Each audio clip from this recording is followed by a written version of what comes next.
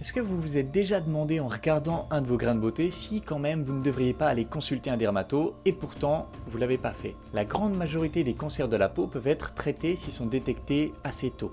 Cependant, pour plein de gens, leur cancer n'est pas détecté ou n'est détecté que très tard parce que l'accès à un dermato peut être compliqué ou juste parce qu'ils ont la flemme d'y aller.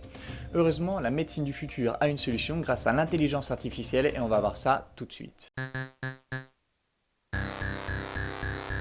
Comme je vous l'avais dit dans la vidéo sur les robots qui vont peut-être remplacer les psys un jour, l'intelligence artificielle est très bonne pour détecter des schémas récurrents, pour détecter ce qui est semblable et ce qui est différent. Alors comment ça marche et comment est-ce que ça peut être appliqué à la détection des cancers de la peau?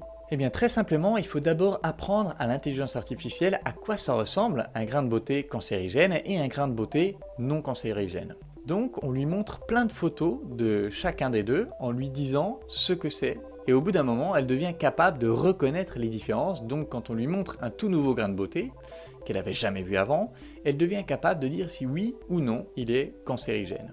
Et du coup, il y a plein de startups qui émergent et qui créent des applis avec lesquelles on peut scanner directement les grains de beauté et elles donnent une idée du diagnostic. C'est vraiment un truc fascinant, c'est vraiment un truc incroyable qu'ils sont en train de développer. Après, bien sûr, il y a un risque, puisque si l'appli diagnostique qu'il n'y a rien, alors la personne peut se dire que c'est tranquille et oublier potentiellement et laisser son cancer se développer.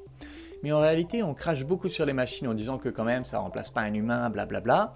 Mais de plus en plus, les machines deviennent plus précises que les hommes. Et d'ailleurs, des études publiées dans Nature, qui est, je le rappelle, l'un des journaux scientifiques les plus cotés au monde, enfin d'ailleurs le plus coté au monde. Donc il y a des études publiées dans Nature qui ont montré que les intelligences artificielles étaient aussi bonnes, voire meilleures que les humains. Et donc oui, elles peuvent faire des erreurs, oui, elles feront des erreurs, mais si elles font moins d'erreurs que les humains, alors personnellement, je préfère être vu par la machine. C'est tout pour cette vidéo. Si vous ne l'avez pas déjà vue, je vous propose de regarder ma vidéo sur les robots psy parce qu'elle parle de la même idée et c'est l'une des nombreuses applications de l'intelligence artificielle dans la détection de maladies par la voix. Donc c'est aussi hyper intéressant. Je vous laisse regarder ça et en attendant la prochaine vidéo, je vous embrasse et je vous dis à bientôt. Ciao.